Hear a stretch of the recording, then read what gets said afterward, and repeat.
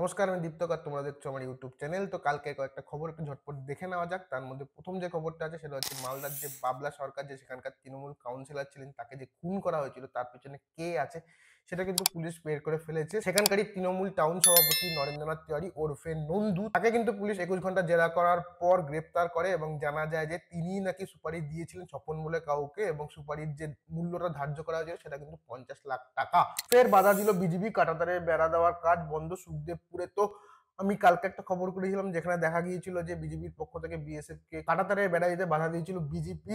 সেটা হয়েছিল হচ্ছে গিয়ে মালদার সুখদেবপুর এলাকায়। আবার সেই সেম জিনিসটাই হলো, সেটা বুধবার দিন বলা হচ্ছে দুপুর থেকে হয়েছে। এটা নিয়ে আবার কিন্তু বিএসএফ এবং বিজেপি মিটিং করে, কিন্তু শেষ পর্যন্ত কিন্তু এই বেড়া দেওয়ার কাজ আর চলেনি। মানে বেড়া দেওয়ার কাজটা এখনই বন্ধই আছে। মানে আবার বাংলাদেশের তরফ থেকে ভারতের জমিতে বেড়া দিতে বাধা দেওয়া হয়েছে। এরপরে যে খবর, সেই খবরটা হচ্ছে গিয়ে হরুর যে ট্যাক্সি আছে আমাদের কলকাতায় চলে, সেই ট্যাক্সিটি কিন্তু উঠে যেতে চলেছে। মানে 15 বছরের বেশি ট্যাক্সি কিন্তু রাস্তায় নামানো যাবে না।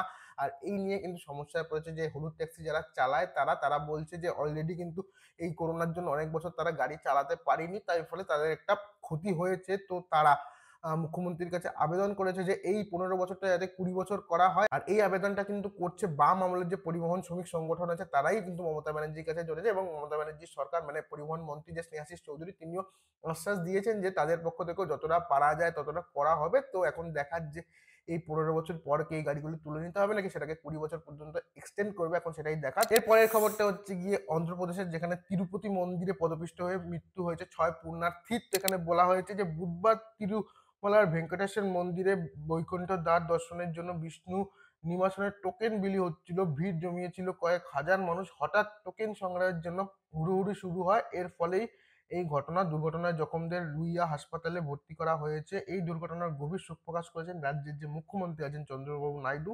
আহতদের উপযুক্ত চিকিৎসা পরিষেবা নিশ্চিত করতে তিনি আধিকারিকদের নির্দেশ দিয়েছেন। পদস্থ সরকারি কর্তাদের ঘটনাস্থলে যাওয়ার নির্দেশ করেছেন চন্দ্রবাবু নাইডু। তো বলা হয়েছে এখানে যে 6 জন পদপিষ্ট হয়ে মারা গিয়েছেন এবং আরো মৃতের সংখ্যা আরো বাড়তে পারে, কিন্তু এখন অব্দি পেপার ছাপা অব্দি যা খবর আছে তাতে 6 জনই কিন্তু মৃত্যু হয়েছে কালকে। অভয়ার যে মামলা হচ্ছে, মানে রাজ্যকরের যে কেসটা হয়েছিল, সেখানে যে অভয়া বলে যে ডাক্তারটির সাথে খারাপ ব্যবহার হয়েছিল তার ব্যাপারটা নিয়ে আদালতে মামলা চলছে। তো এতদিন ধরে মামলা চললো, এবার কবে রায় ঘোষণা সেটা কিন্তু আজকেই জানাবে। বলা হয়েছে যে বুধবার দিন এই যে সঞ্জয় বলে যে মেন যে অভিযুক্ত ছিল, তার সঙ্গে সওয়াল জবাব যতটা ছিল ততটা শেষ হয়ে গিয়েছে। তো আজকের দিনে এই মামলাটার যে রায় কবে ঘোষণা হবে সেটাই জানিয়ে দেওয়া হবে। আর অভয়ের যে বাবা মা আছে তারা কিন্তু বলেছে যে এই যে সঞ্জয়, তার জন্য সবচেয়ে বড় যত রকমের শাস্তি হতে পারে, যত কঠোর রকমের শাস্তি হয়, তারা কিন্তু সেটাই চাইছে এই সঞ্জয়ের জন্য। সরকারের যে সড়ক ও পরিবহন মন্ত্রী আছেন নীতিন গাডকারি, তিনি ঘোষণা করলেন যে পথ দুর্ঘটনায় আহতদের 1.5 লাখ টাকা পর্যন্ত চিকিৎসার জন্য দেওয়া হবে। মানে 7 দিন পর্যন্ত এই চিকিৎসা হবে, তার জন্য 1.5 লাখ টাকা ক্যাশলেস চিকিৎসা করতে পারবেন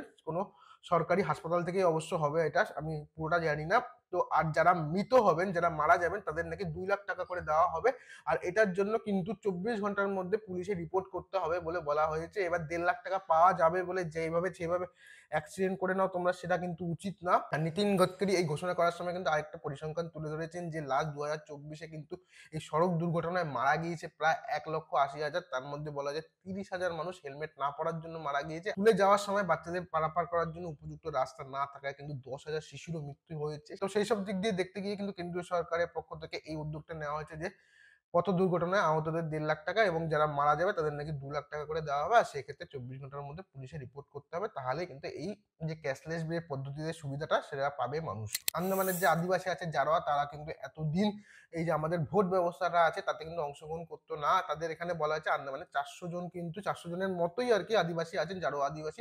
তাদের মধ্যে কিন্তু 19 জনকে ভোটার কার্ড দেওয়া হলো। আর এটা কিন্তু দেওয়া হয়েছে খুবই সংগোপনে, যাতে তাদের কোনো রকমের তথ্য সবার মাঝখানে চলে না আসে, তারা যাতে তাদের মতো করেই ভোট দান করতে পারে সেদিকে কিন্তু দেখছে নির্বাচন কমিশন। তো এই একটা নতুন স্টেপ নিয়ে নির্বাচন কমিশনের পক্ষ থেকে, যেখানে 19 জন জারোয়াকে ভোটার কার্ড দেওয়া হলো, তারাও এবার ভোট দেবে। আরেকটা খবর সেটা বলা হচ্ছে যে কয়েকদিন ধরে কিন্তু শোনা যাচ্ছিল যে সপ্তাহের শেষ দিকে বা এই সপ্তাহে 2 দিন নাকি হাওড়ায় কোনো ট্রেন, মানে একাধিক ট্রেন হাওড়ায় ঢুকবে না, তার পরিবর্তে ট্রেন ঢুকবে লিলুগাতে। তো অনেকে চিন্তিত হয়ে পড়েছিল তাহলে কিভাবে তারা হাওড়া পৌঁছাবে। তো এখানে রেলের পক্ষ থেকে জানিয়ে দেওয়া হয়েছে এরকম কোনো ব্যাপার না, এটা পুরো ভুয়ো কথা। জনসাধারণ ভুয়ো জিনিসের সাথে কান না দেয়। এরকম কোনো যদি ব্যাপার হয় তাহলে কিন্তু রেলের পক্ষ থেকে সংবাদ মাধ্যমে বা অন্যান্য কোনো জায়গায় তাদের বিজ্ঞপ্তিতে জানিয়ে দেওয়া হবে যে এই সমস্ত দিনগুলিতে ট্রেন চলবে না বা হাওড়ায় ট্রেন ঢুকবে না। তো এরকম কোনো ব্যাপার না, যেটা হচ্ছে সেটা ভুল খবর হচ্ছে।